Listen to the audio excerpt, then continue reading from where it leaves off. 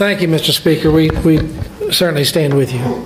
And I would like now to introduce a dear friend, Magabu Nadim, who's a member of Parliament in the Democratic Republic of Congo. So please take the podium.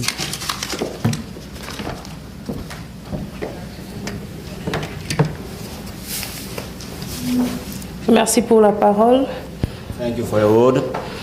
Je m'excuse, je vais m'exprimer en français. C'est ça la langue officielle de travail chez nous en République démocratique du Congo. I'm so sorry, I would like to speak in French. It is not working? Yeah, thank you.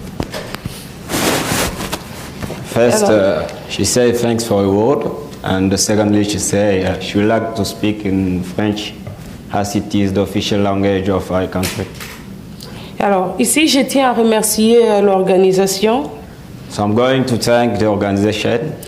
J'encourage et salue l'initiative parlementaire. I really appreciate this forum through the Congressman Mr. Robert. Nous sommes dans l'espoir de la démocratie et la paix du monde car notre travail constitue à initier et à voter des lois tendant à renforcer la démocratie et le pouvoir, la paix entre les nations et les peuples.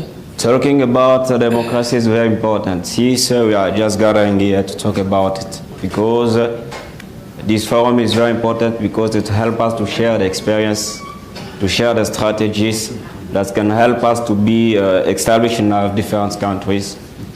So to see change and to see improvement in our countries. Les différents sujets débattus dans les différents panels ici constituent pour nous des défis majeurs auxquels sont confrontés l'Afrique et plus particulièrement notre pays, la RDC, tout en saluant la pertinence des experts, des honorables députés et sénateurs, mais aussi celle des éminents professeurs d'université et tous les experts qui ont défilé sur ce podium. And also I like to appreciate and to acknowledge that since in the morning, every team that is coming here at the place to talk about something, about the subject of the topic. So we as African people, we are really touched because what we are saying here is really something that is really important in Africa and especially in our countries, the DRC. Nous soutenons nous tenons à solliciter le concours de tous pour plaider auprès de nos décideurs afin de consolider comme un seul homme à faire barrage à toute forme de crimes qui gangrènent nos structures financières pour lesquelles se fondent le développement et la démocratie. So especially with the security system, we like to say that the DRC country is just opening its door to receive any help of any country because what is happening there, it cannot be in the same way in the coming years because there are so many problems that are happening in financially, economics, and even in the social. So many things are happening there. So the country, the DRC, need really your help. So it will be okay if we can work together. L'exemple éloquent est la lutte contre la COVID-19, où nous avons tous vu que la solidarité est nécessaire pour éradiquer le fléau humanitaire. Yeah. So the example that I would like to share with us that can prove the cooperation between the parliament is very important is about the COVID.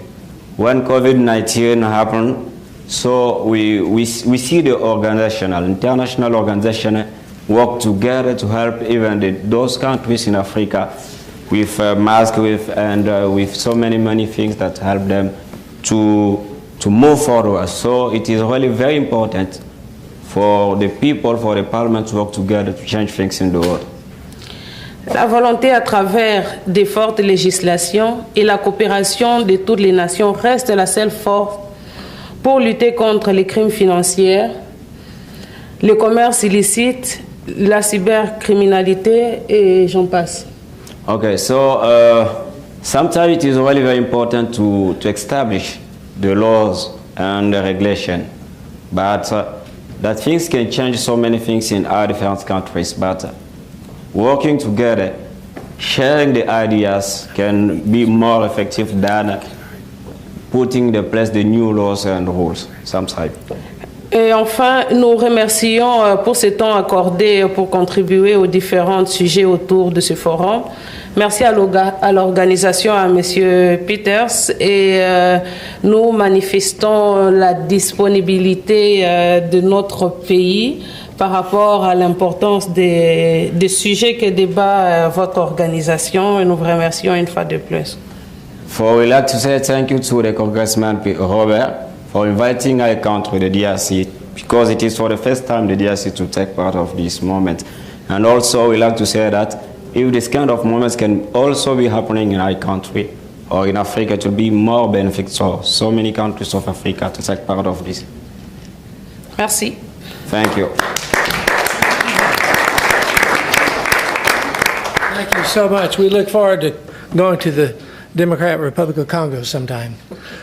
I believe we have a video regarding Guatemala, and we'll see that, and then we'll hear from the President, and then we will hear from you, Karen. Thank you very much.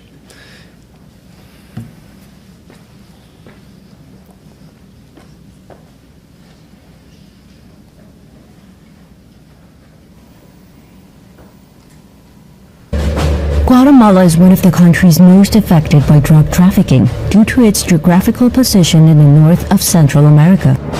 It is a region which links the drug production zones in South America with the consumption zone in North America.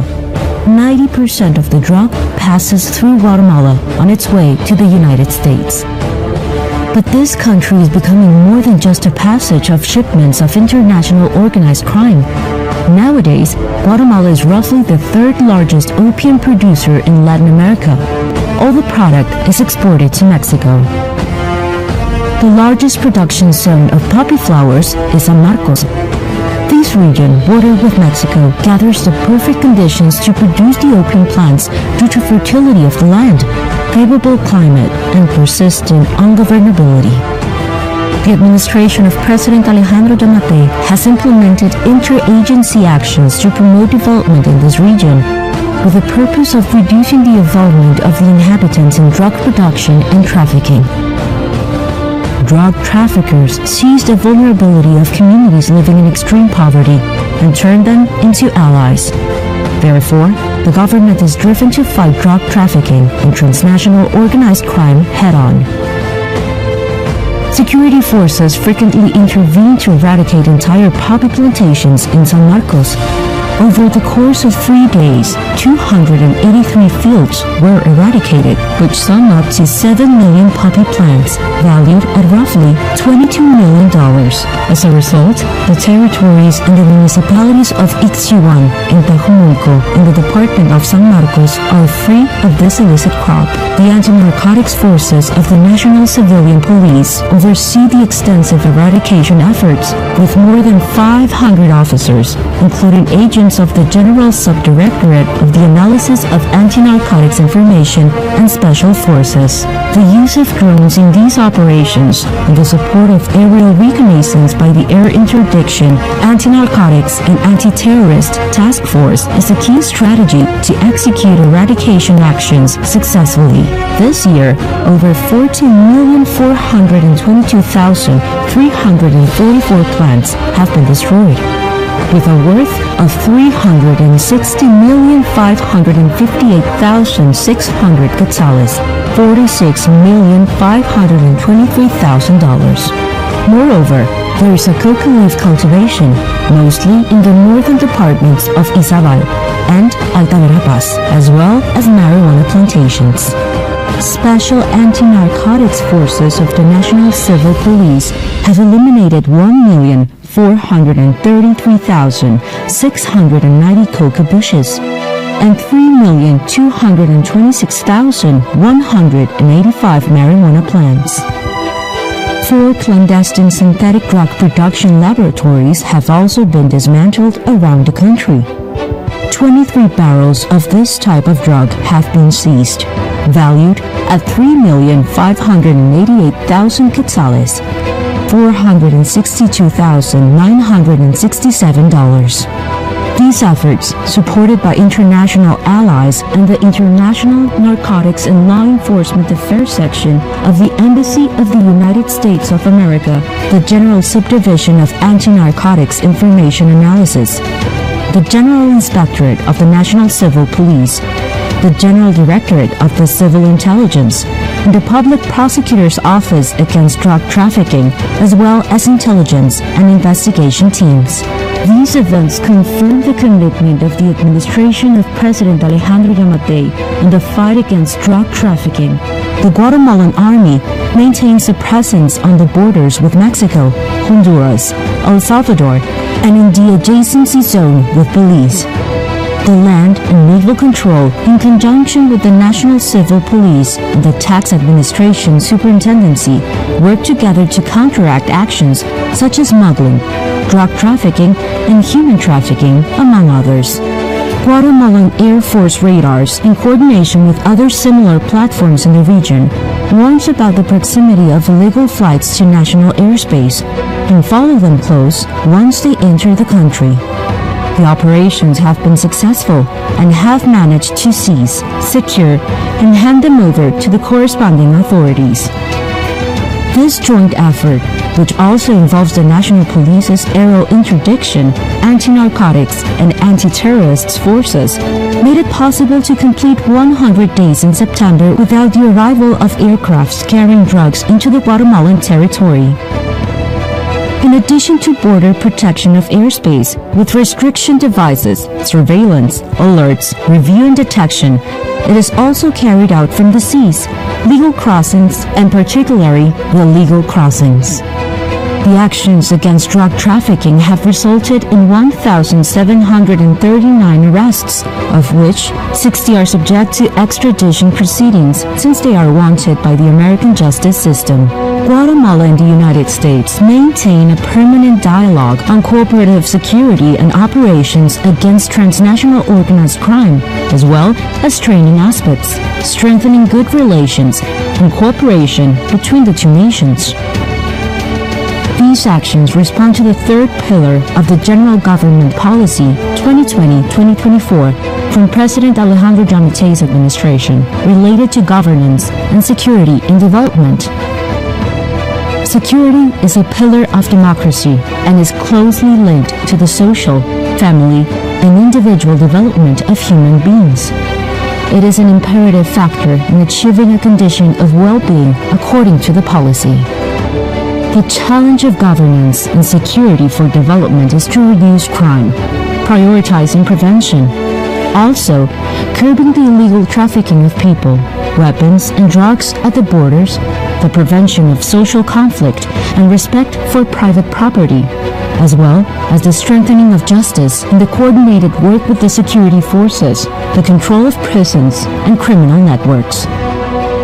Ensuring security is also an essential condition for creating favorable business climate that is conducive to foreign investment, guarantees the rule of law and democracy, and fosters friendly and cooperative relations with neighboring countries and the rest of the international community. Guatemala is moving forward.